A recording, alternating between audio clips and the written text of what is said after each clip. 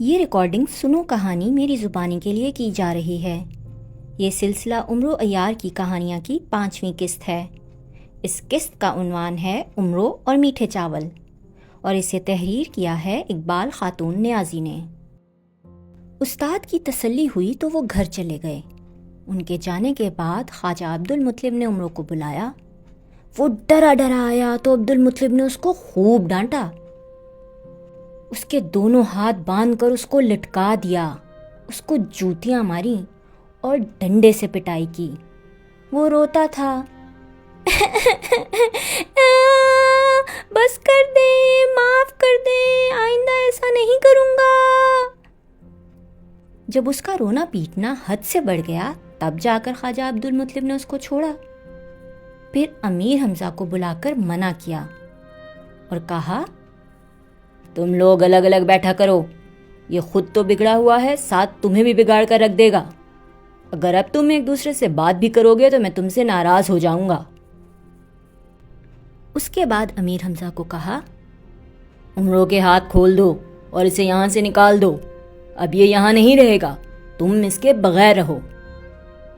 عمرو یہاں سے اپنے باپ کے پاس چلا گیا اور امیر حمزہ اپنے گھر میں اکیلے رہ گئے۔ عمرو کے بغیر امیر حمزہ کی حالت بری ہو گئی۔ اس کی جدائی میں انہیں بھوک نہیں لگتی تھی۔ انہوں نے کھانا پینا چھوڑ دیا اور ہر وقت اداس رہتے اور عمرو کو یاد کرتے رہتے۔ جب انہوں نے 2 دن تک کھانا نہ کھایا تو تنگ آ کر خواجہ عبدالمطلب نے عمرو کو بلوایا اور امیر حمزہ کے حوالے کیا۔ امیر حمزہ عمرو کو دیکھ کر خوش ہو گئے اور اس کے ساتھ مل کر کھانا کھایا اور کھیل کود میں لگ گئے۔ دوسرے دن امیر حمزہ نے استاد سے عمرو کو معافی دلوائی اور یقین دلایا کہ وہ اب ایسی حرکت نہیں کرے گا۔ استاد نے امیر حمزہ کے کہنے پر عمرو کو معاف کر دیا اور عمرو پھر سے مدرسے پڑھنے کے لیے آنے لگا اور ایسا بن گیا جیسے اس جیسا اچھا بچہ کوئی اور نہیں ہے۔ استاد نے بھی یہ دیکھ کر اطمینان محسوس کیا کہ ایک بگڑا بچہ سدھر گیا ہے اور بہت اچھی طرح پڑھنے لگا ہے۔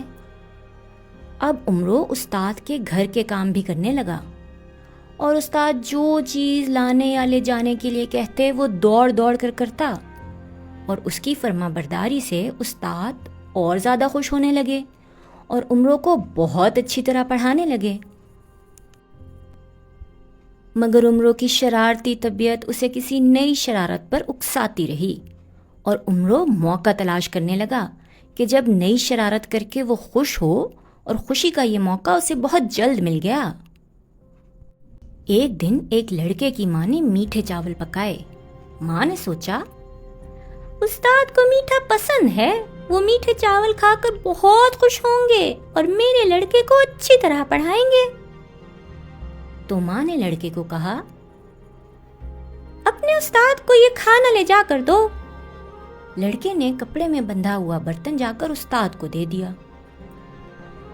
انہوں نے کپڑا کھول کر دیکھا اور میٹھے چاول دیکھ کر ان کا دل خوش ہو گیا۔ اس وقت وہ کھانا کھا چکے تھے اور اب انہیں بھوک نہیں تھی، تو انہوں نے سوچا کہ گھر جا کر ان کو کھاؤں گا۔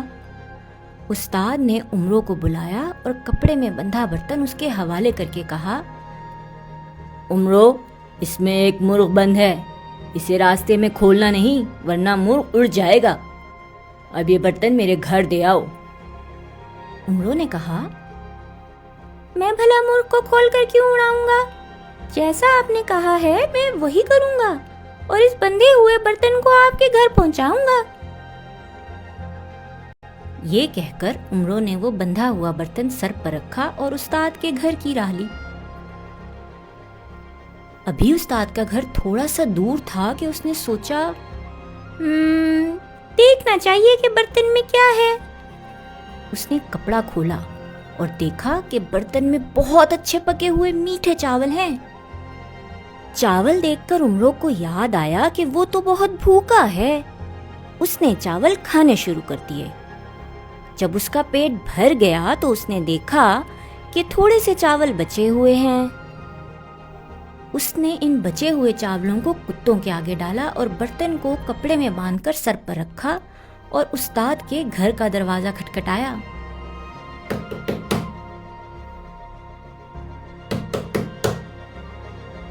استاد کی بیوی نے پوچھا، کون ہے؟ کہا، میں عمرو ہوں۔ استاد کی بیوی نے کہا، کیسے آنا ہوا؟ عمرو کہنے لگا، استاد صاحب نے کھانا بھیجا ہے، یہ لے لیں۔ استاد کی بیوی آئی اور کھانا لے کر جانے لگیں تو عمرو بولا، استاد صاحب نے کہا ہے شام کو کھانا مت پکائیے گا، یہ کھانا کھائیں گے۔ استاد کی بیوی نے کہا، اچھا ٹھیک ہے۔ استاد کی بیوی نے بندھا ہوا برتن رکھ دیا اور عمرو نے واپس آ کر استاد کو بتایا کہ میں وہ بندھا ہوا برتن گھر دے آیا ہوں۔ استاد نے اسے شاباشی دی کہ بڑا اچھا بچہ ہے، ہر کام بڑے شوق سے کرتا ہے۔ استاد سے رخصت ہو کر عمرو گھر آ گیا۔ استاد نے بھی چھٹی کے بعد اپنے گھر کی راہ لی۔ گھر پہنچ کر استاد نے اپنی بیوی سے پوچھا، آج کیا پکایا ہے؟ بیوی نے کہا، آج تو میں نے کچھ نہیں پکایا۔ استاد نے کہا، کیوں؟ بیوی نے کہا، آپ نے خود ہی منع کیا تھا کہ آج کچھ نہ پکانا۔ استاد نے کہا، میں نے کب کہا تھا؟ بیوی نے کہا، آپ بھی کمال کرتے ہیں، خود ہی تو عمرو کو کہا تھا کہ گھر میں کہہ دینا شام کو کچھ نہ پکاؤ، تو میں نے آپ کے کہے پر عمل کیا اور کچھ نہیں پکایا۔ ہاں، وہ بندھا ہوا برتن رکھا ہے جس میں آپ نے عمرو کے ہاتھ کھانا بھجوایا ہے۔ استاد نے کہا، اچھا تو وہی برتن لے آؤ، وہی کھا لیتے ہیں۔ بیوی نے برتن لا کر سامنے رکھ دیا۔ استاد نے کپڑا کھولا تو اندر برتن خالی تھا اور اس میں چاول کا ایک دانہ بھی نہیں تھا۔ استاد کو یہ دیکھ کر بہت غصہ آیا، مگر اب کیا ہو سکتا تھا؟ وہ ساری رات بھوکے رہے، بھوک کے مارے انہیں نیند بھی نہیں آ رہی تھی اور جاگتے ہوئے عمرو پر غصہ بڑھتا جا رہا تھا۔ سوچ رہے تھے، صبح تو مار مار کر اس کی کھال ادھیڑ دوں گا، بہت پریشان کر رکھا ہے اور آج تو بھوکا بھی رکھا ہے، اسے تو میں نہیں چھوڑوں گا۔ صبح ناشتہ کر کے استاد مدرسے گئے۔ عمرو بڑے آرام سے اپنے وقت پر مدرسے آیا تو انہوں نے آتے ہی اسے اپنے پاس بلایا اور کہا، کل کھانے کا کیا کیا؟ عمرو نے حیران ہو کر کہا، کھانے کا تو مجھے پتا نہیں، ہاں جو مرغ آپ نے مجھے گھر لے جانے کے لیے دیا تھا وہ کپڑے کو پھاڑ کر اڑ گیا، میں اسے پکڑنے بھاگا مگر وہ ہاتھ نہیں آیا اور میں بھاگتا رہ گیا۔ استاد دانت پیس کر رہ گئے، پھر غصے میں بولے، شام کے کھانے کے لیے کیوں منع کیا؟ عمرو نے کہا، ہاں وہ مجھ سے غلطی ہوئی، غلطی سے میں نے کہہ دیا کہ آج کھانا نہ پکائیے گا۔ استاد نے عمرو کو باندھ کر مارا،